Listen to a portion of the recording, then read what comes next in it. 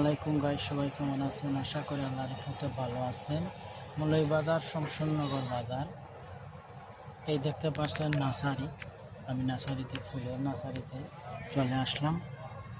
ভাবলাম যে আপনাদেরকে একটু শেয়ার করব।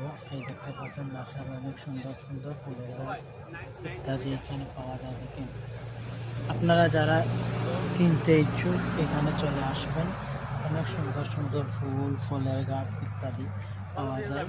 এই দেখতে পাচ্ছেন।